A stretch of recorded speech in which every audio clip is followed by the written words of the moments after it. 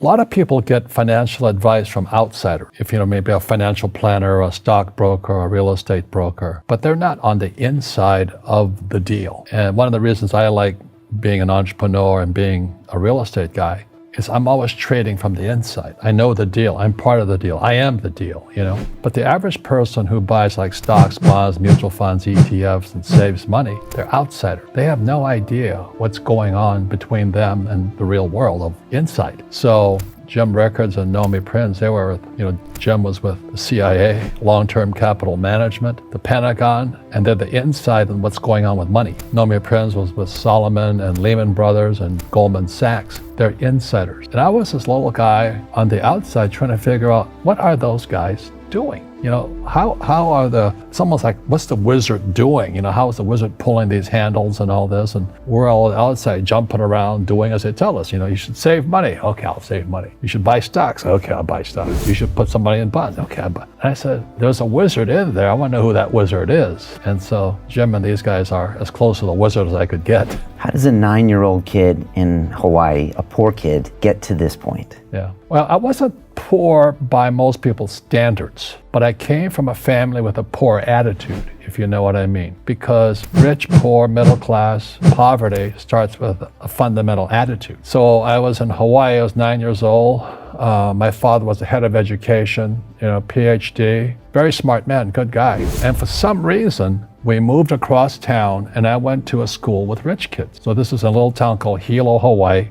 That's not on the map anywhere, but it is. It's a sugar plantation town. So when I was 9 years old, I moved to this rich kid's school. And suddenly I realized I was poor because it's relative, as Einstein, it's all relative. And my classmates were mostly white guys. And I was one of the few Asians in the class. And these guys, their fathers owned the banks, they owned the plantations, they owned the car dealerships, they owned the meat packing company, they owned the ranches. And I'm going, how come my dad doesn't own that? So I remember raising my hand when I was 9 years old, talking to my fourth grade teacher, and I said, when am I going to learn about money? And she was this woman who should have retired 50 years earlier. She was so sick and tired of kids by this time. She says, the love of money is the root of all evil. And I said, what am I, in Sunday school? And I was this punky little 9-year-old kid. And she says, we don't teach money at school. I said, why not? And she couldn't answer me. And she got very flustered. She said, sit down, take your seat. And then I got curious. I said, why don't we learn about money? She says, go ask your father. He's my boss. So my father was the head of education, PhD, all that stuff. I go home and ask him, I said, why don't we learn about money in school?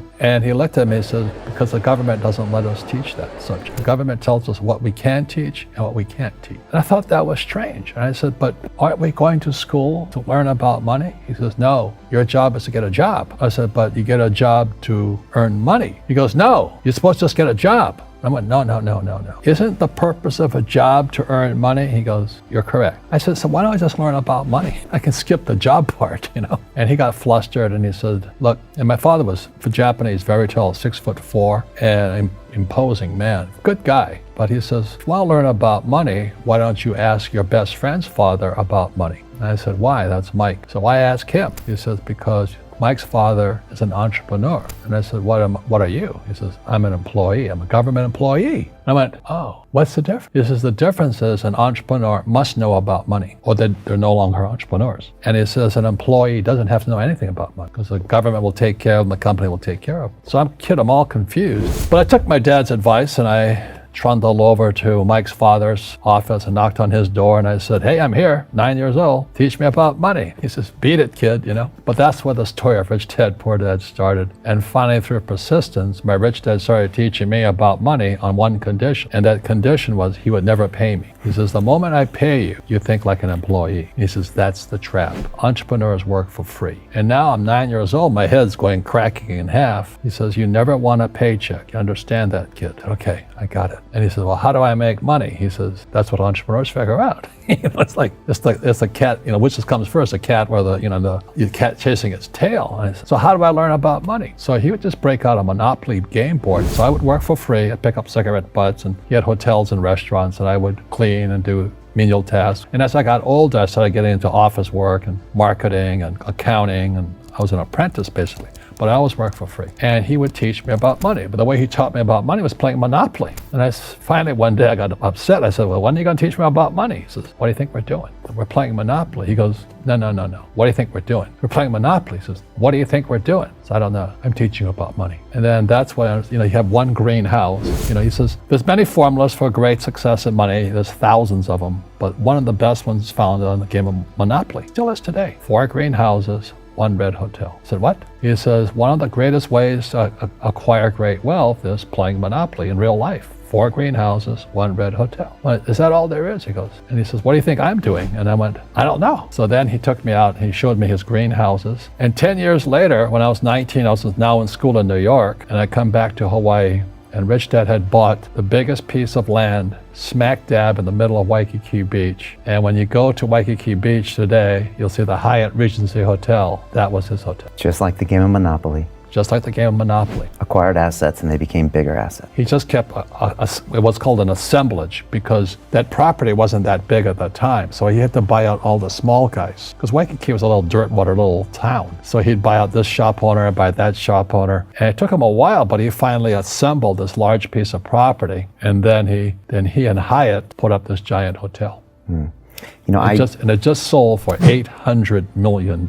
So that's how I learned about money. And that's because he refused to accept a paycheck. He says that the moment you accept a paycheck, your brain goes dead. You just got paid. He says, as long as you're hungry, you'll think. And he was a great, great teacher. So today when people ask me what I do, they know me as the author of Rich Dad, Poor Dad. I just say I play Monopoly. So I own greenhouses, I own big hotels, I own oil wells, golf courses, businesses. I'm just playing Monopoly. That's all I do.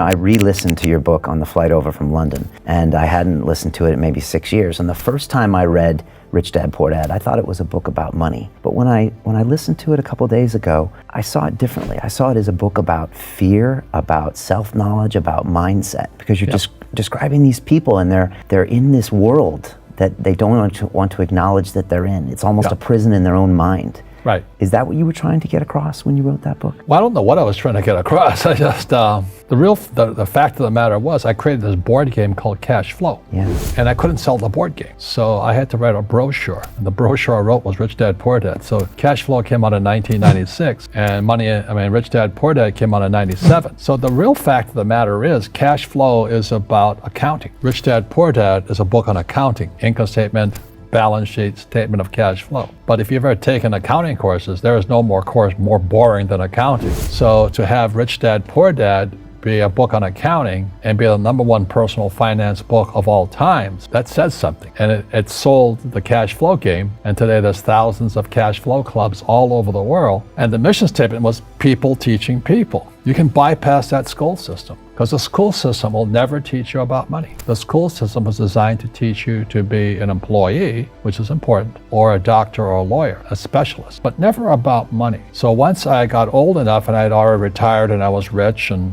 I was fairly well off, it was kind of a social conscience. I said, I have to share what I know. So that's why, and it took till 1996 for the cash flow board game to come out, because I could see this crash coming, which came out in 1998, and then Rich Dad, Poor Dad came in 97. And the story goes, every publisher turned me down. They said, you don't know what you're talking about. Because they said savers were losers, your house is not an asset, and the rich don't work for money. And so the publishers are like my dad, academic superstars, they're A students in school. And so they turned the book down.